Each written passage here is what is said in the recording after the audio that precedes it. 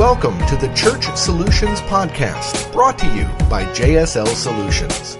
The Church Solutions Podcast is designed to help equip you and your church in the use of technology and other tools and services. And now, here are your hosts, Steve Lacey and Phil Thompson.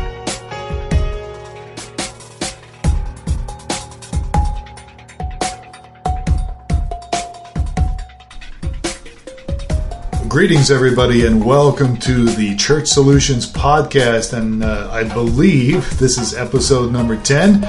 My name is Phil Thompson. Hi, and I'm Steve Lacey. Steve, you're back from vacation. How was your little trip? Oh, the trip was awesome. Went down to the beach with 20 other family reunion members. Great. Well, it's so you're one of the few people that like to go on vacations with your extended family? Yeah, it's amazing. It works out really well. We have a very diverse political and religious beliefs, but we all get along really good. Wow, that's great, because I hate my extended family. No, I'm just kidding. All right, well, we are doing our podcast. I believe this is episode, what did I say, number 10? Number 10. All right. So thanks for being with us. We work for a company called JSL Solutions. We do streaming video. We do mobile apps. We do websites. We do these podcasts, a variety of different things. We do a lot of tech stuff. But the last couple times we've done more along the lines of church stuff, church leadership stuff, and we do that because Steve is really old and has a lot of experience working with leadership teams, right, Steve? Of course, yes. Actually, I'm older than Steve, but we've both been involved in leadership in churches for really many years, and so we do this podcast to help enable you, the listener. You're a pastor, maybe you're an associate pastor, maybe you're a volunteer, maybe somewhere in between that. And our whole mission of our company is to really help churches, and mainly with tech, but we also have got some experience in some other areas that we always pass on, right? You know it, yes. So what are we talking about today, Steve? So today, 11 ways to create a great senior leadership team. 11 ways, not 10, not 12, but 11 different ways you can create a great leadership team. And this is really a challenging thing because when it comes to a leadership team, hopefully if you're a pastor out there, or even if you're involved on your leadership team, or maybe you're not, but maybe you're involved as a volunteer, a leadership team is very important to any ministry, any church, because you can't just have one or two guys or gals doing it. You will burn out. You can't really create an effective church or an effective ministry with just a couple people, doing stuff. You've got to have a team of people around you. Steve, you've served on some pretty good teams, I think, over the years, haven't you? Oh yeah, we've had just been very effective in certain areas, and we've learned a lot in other areas. So we've learned some valuable lessons. No leadership team is perfect. So let's talk a little bit about that. So let's say you're looking, maybe you already have a leadership team, but you're looking to expand it, or maybe it's time to get some other people on there. And again, I know that we're talking to different church cultures here. Different churches run their churches differently. But every church pretty much that I know of has some type of a board. They may call it a leadership team, they may call it a church committee, they may call it a board, whatever. But so you can use some of the things we're talking about here to fit into these different synonyms of what you have for a team, if that makes any sense. So let's say you're looking at adding somebody to your board or your leadership team. What's the first thing you should ask yourself probably about that person? So as you evaluate that person, the first thing would be, do they have the leadership gift? Yeah, this is important. I mean, because honestly, if you want to have leaders, they have to know how to lead. I think it's John Maxwell says, if you think you're a leader and nobody's following you, you're just taking a walk in the park. And that's really true. So again, this is really challenging, because this is going to take your church or your ministry to the next level. If you're just putting people on the team or the board because you like them, they're nice people, that may not be the correct method, and usually isn't the correct way to pick somebody to be on your board or your team. Right. So one of the things, and borrowing again from John Maxwell, is leadership is influence. That's right. So you want to grab people that have some influence within your current existing church body. Yeah. and hopefully it's the right influence. I mean, everybody knows in every church there's people that have different ideas, and that's okay. But if you're trying to get everybody go on the same page, you want to have people that have influence along the lines of the vision of the church, the mission of the church. Right, exactly. Because otherwise, you have a bunch of division. And one of the things, I think we're probably going to talk about this a little bit more, but having to do with leadership versus management skills. Yeah. And are we going to get into that later, or should we talk about that now? We could talk about it now. There's a big difference, and so you go ahead and take that ball and run with it. So there is a difference between leadership and management. Management is typically someone that's good with the details. A manager doesn't necessarily have to have anyone following him. He can have some people under his authority that he controls, directs, and that sort of thing.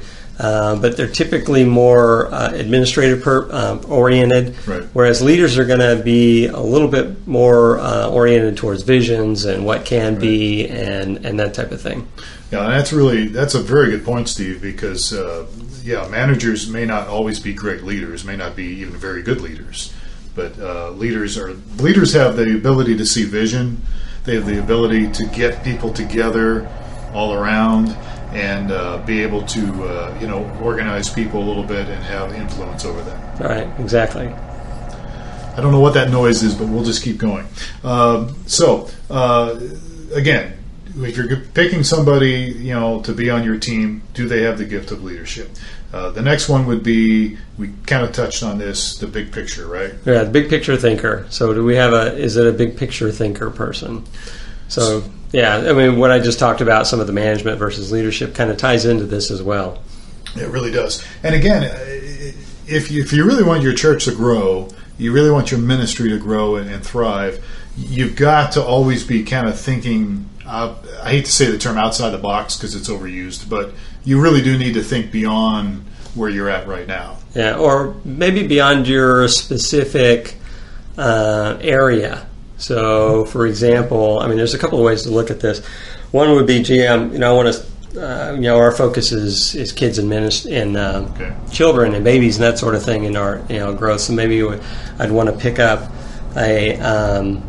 somebody that's had some leadership in that area. Okay. But you want somebody that's going to be big picture thinker, that's not going to think just that narrow. Just in their own little department? Yeah, within their own little department. Right. And then the other thing to keep in mind is, I mean, we are the church, the big C church. It's not necessarily my particular church that I want to grow. I want to grow the church. Right. So you want to be focused on, not necessarily how am I going to grow the body of Christ, not necessarily how am I going to grow the attendance at my particular church. Right. So that would be, extending to some big picture thinking as well. Good point. So as we continue with this 11 ways to create a great senior leadership team, strategic thinker. When you're picking somebody to be a part of your team, is that person a strategic thinker? And this, you got into this a little bit with the management thing, right? So are they able to figure out a way to get you to the next level? Right. So there's, I would consider this to be, a management's going to think of the day-to-day, make day-to-day decisions. And the strategic thinker, the one that's thinking strategically, is going to be making decisions that are going to have longer term horizons and have kind of a bigger, ties into the bigger picture piece of it as well. And see, this is hard. I mean, I'm sure we've got some people listening right now thinking, "Oh man, I don't have anybody like that in my church." And this is kind of what, honestly, what separates the men from the boys, the little churches from the bigger churches. I mean, to get the right people on a team, it takes some effort on people's parts to find these people and begin to explore, okay, does this person have these gifts and talents? Otherwise, you just stay a little church and it just kind of becomes a little family-oriented church. And there's nothing wrong with little churches. I'm not trying to get at that. I'm just saying that if you really want to expand and grow and be beyond your normal 70 member attendance, it's going to take people like this. Right, exactly. Yeah. All right. So next on our list, can the leader, if you pick somebody, can they build an actual team?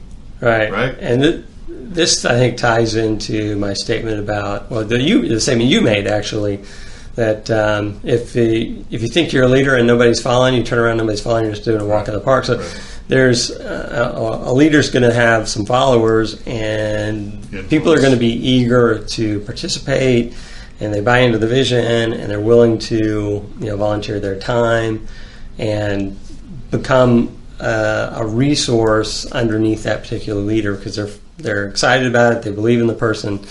And a lot of the natural leaders, you'll see a team of people that are behind them and supporting them, which is another good way to, as you're candidating or looking for another leader to come on to the spot, is, just talk it around within the church. And if this same guy comes up, hey, we really need to Bob's a really good leader, and that's evidence of this particular fact, that they're able to build teams that got people underneath them that support them and buy into their vision.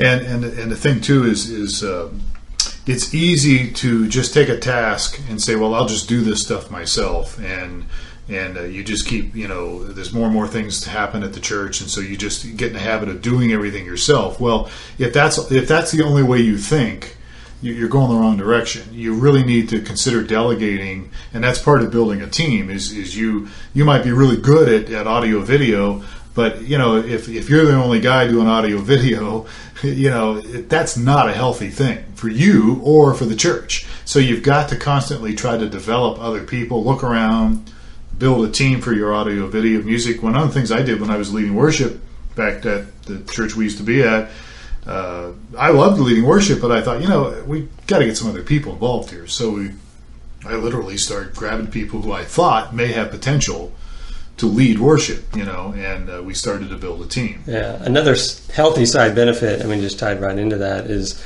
this makes your succession planning really easier. So if the leader you select is able to build some teams, typically they're going to have some people underneath them that are up and coming, and it would be a natural, say that person moves on, to pick up somebody from their team. Right, absolutely. And again, a lot of churches and stuff have boards that rotate. Different people take over different positions. So as you're building these teams, you can continue to have some great people. Somebody, if their term, so to speak, on the board or their term on the leadership team is coming to an end, hopefully you'll have other people that can kind of step in there and take it to the next level. Right, exactly. All right, so where are we at? So building teams, very important. So here are some things that I also wrote with this concerning putting together leadership teams and the mistakes that sometimes we make on these things, and what we want to try to get out of this bad habit is, a lot of times these leadership teams, you will see everybody kind of is on the team. They're all the same age. They're all in the same stage of life. And that's pretty natural, because if you have friends, you're probably, a lot of your friends are like you. They're going to be around your same age and doing something the same. But that's not a good thing. No, but what you want to do, is our point number 5, is create some diversity within your leadership team. And I think it's interesting that when you say diversity, a lot of people jump towards ethnic diversity. Yeah, and that's okay. But that's not necessarily all we're talking about. So you want to get not only diversity of age and gender, but also some diversity of thought. Mm-hmm. And there's a typical thing that I follow a little bit is they say, well, in the journalism world, there's a lot of diversity. Well, there's actually, in the popular mainstream culture, there's diversity of ethnicity, but there's not a lot of diversity of thought. Mm-hmm. There's you don't get the journalism world does not accurately reflect the real world with regards to church attendance and those types of things. So you want to get beyond just the diversity of age and ethnicity, but you also want to get some diversity of thought, and then also just some diversity of backgrounds.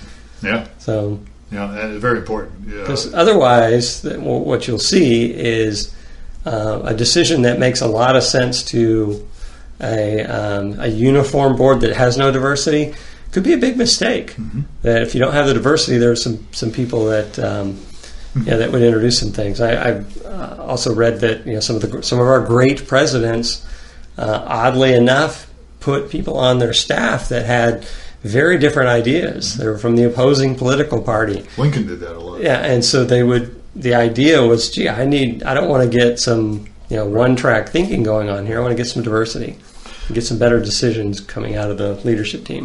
I was working with a church recently who was putting a facility up, and they really didn't create enough space for children's ministry. They created some space for children's ministry in their new facility, but really not enough for what they were trying to do. And I looked at their board, and it was no wonder, because there was nobody on their board that had kids. I mean, they had kids, but they were grown up or they were older kids. There was no representation of somebody that maybe had younger siblings or younger kids, and they kind of missed it. They created a facility that's very limited when it comes to children, because there wasn't any real influence on their leadership team, that, people that had that category. So, right. So that's very important. The one trick here, though, again, what you're saying, I completely agree with, Steve. But this is why it's real important for you as a leader, or even if you're not a leader, even if you're a volunteer, and let's face it, everybody's a leader in some capacity. But what I'm getting at is, no matter where you're at in your ministry, your church, whether you're the senior guy or a volunteer, you're important. But it's also very important to be able to repeat the vision and buy into the mission, buy into the values of your church. Because if you can get people that certainly embrace the vision and values, they may see things a little differently. They may have diverse ideas on it, but at least they embrace that. So that's important to make sure that mission and that those values are very clearly spelled out. Because agreed upon too. I mean, you don't want someone that has a diverse opinion that I don't buy into the vision of the church. Right. And that is an area where you need 100%. People have got to buy into that. Now, the way they implement that vision could be a little different, right? And it could still fit in perfectly. And you want to hear what other people's perspective on, how can we build a better children's ministry, or how can we do better in the area of music, So they embrace the idea. You might have a church that's really wants to target a specific group, and you can buy into that. But there's different ways to do that. Does that make sense? What I'm saying? I agree. But yeah, absolutely. People have got to buy into the vision. And so again, if your church doesn't get their vision out there, and people don't understand the vision and purpose of the church, you're really going to have issues with your leadership team, because who knows where they're at on some of that stuff. Then you start having these schisms and arguments, and you're always going to have issues anyhow. Yeah, there's going to be some debate and some differences of opinion. If you've got a healthy group. And I was talking to you at lunch about actually one of the guys that was a part of our board, and I like to call him Eeyore. Eeyore. He was our Eeyore board member because he was a realist, I guess, and it was mixed in with a couple of dreamers and some other people as well. But it was a healthy thing. He bought into the vision. He knew what was going on, but he would typically go, I don't know if we can do that. I'm not sure that's going to work. Which, I mean, you kind of think, you get that guy off the board, but he was somebody that was grounded in, and he had a lot of experience, so it wasn't just unfounded. Mm-hmm. So, I mean, it kind of ties into some of the principles we talked about. That's from Winnie the Pooh, right? Yes. Okay. I think even the youngsters know who Eeyore is, right? Okay, I don't know. All right. So next on our list is number 7 here is ensure that our leadership is active. Yeah. And one way that we kind of helped clarify this was, you don't want a person on leadership team that's it's just their job to kind of go to the meetings and disseminate information and right. That sort of thing. You want them involved. So I would suggest that your leadership team, you have people that are actively doing something. I mean, let's face it. There may be some people that are on staff, but most of us have to, we've got jobs and we've got to be places and do things. But when we are involved in our church, it would be good to be involved in something going. So you're not just sitting Sunday morning, and then when you go to the annual or the monthly board meeting, again, you're just sitting there and going, why did you guys spend money on this? Why did you do this? Why did you shouldn't do this. But what I'm getting at, they're not really involved in getting their hands dirty, so to speak. You want someone that rolls up their sleeves and gets involved, and so they really know the nitty-gritty as well. Yeah, I mean, even if they can at least help out with ushering or greeting or maybe the kitchen department or, if you've got some people that do have a passion for children, helping out in that or music. So there's lots of, we don't have to tell you, those of you listening, there's lots of things that happen Sunday morning or whatever you have your services. So if you can get your guys that are on your board or your leadership team to be involved at least to some capacity, that will really help because, again, they're involved. They're not just looking at the bottom line all the time and looking at numbers and criticizing you for stuff. So, anyhow. Right, exactly. That was number 6, actually. All right. So number 7 here is make sure that you change your leadership team out. That you don't become static with the same group of people over a decade. Yeah, this is hard, especially for a lot of, if you're a pastor listening, or even if you're not a pastor, you need to sometimes see things from the pastor's perspective. And it is difficult sometimes if the pastor has a team that he likes and they like him and things, everybody's getting along. The church may need to make some changes and go forward in some areas, but everybody's kind of happy and fat and happy, so to speak, but nothing really is getting accomplished. As a pastor, you don't want to be fighting all the time, or sometimes these new ideas can shake your boat. And so it kind of, I guess you get out of your comfort zone sometimes. And sometimes pastors, it's hard because you're trying to do things and you it's a struggle. But you got to break out of that comfort zone a little bit and get some other people, some fresh perspectives, some new blood.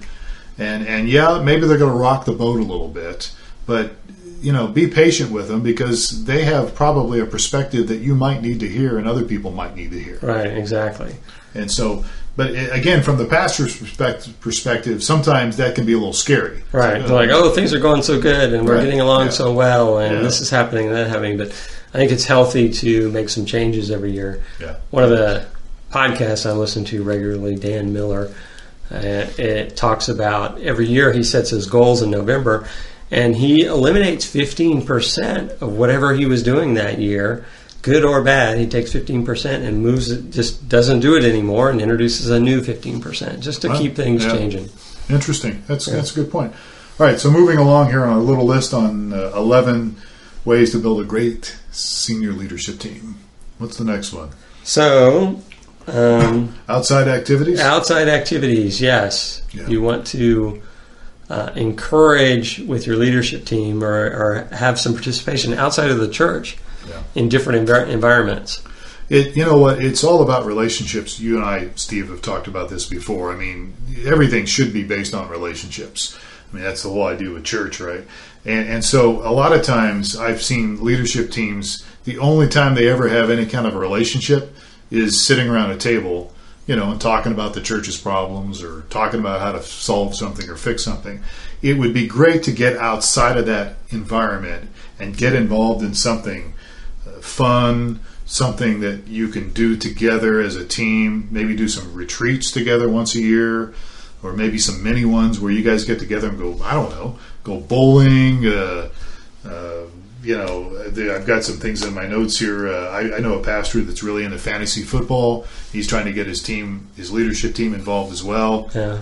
But some of that stuff, when you get out of that environment, of that churchy environment, you get to kind of let your guard down and just be real, so to speak, and have some fun together.